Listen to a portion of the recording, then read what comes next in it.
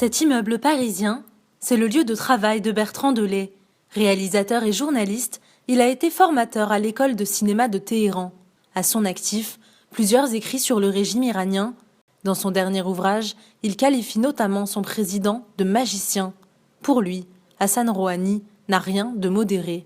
La priorité d'Hassan Rouhani, c'est une volonté du guide suprême de pérenniser le régime. On a eu par le passé, des tentatives de hauts dignitaires iraniens et d'un président, je pense à Khatami, qui était maire de Téhéran, qui était président, je pense à Rafsanjani aussi, de réformer le système de l'intérieur. Et ils n'y sont pas arrivés.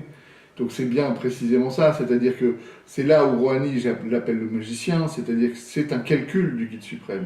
Alors, la question, c'est que Rouhani, tout auréolé de son succès à l'international, puisque de ce point de vue, il a réussi, va tenter de jouer sa carte. Au départ, il n'apparaît pas au moment des élections présidentielles comme un réformateur.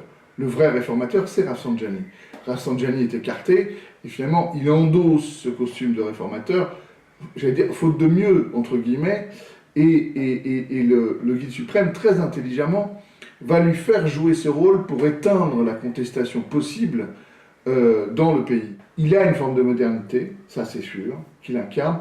De ce point de vue, il est plus en diapason de la société iranienne, qui est une société moderne, mais il va se heurter à un moment donné au dogme religieux, au dogme du guide suprême, et on le voit bien, les législatives qui ont lieu là, qui se préparent, la plupart de ces candidats jugés trop réformateurs ont été retoqués. Peu optimiste quant à l'avenir de la République islamique, Bertrand Delay ne voit qu'un seul moyen de faire évoluer les choses. La solution, l'éducation du peuple iranien, mais aussi son désir de liberté. Le régime tel qu'il est aujourd'hui, avec cette théocratie s'appuyant sur l'islam chiite, je pense, n'est à terme pas durable.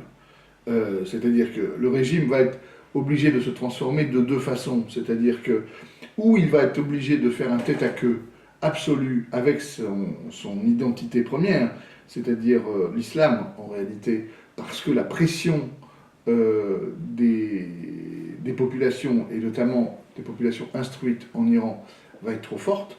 Ça, c'est le premier élément.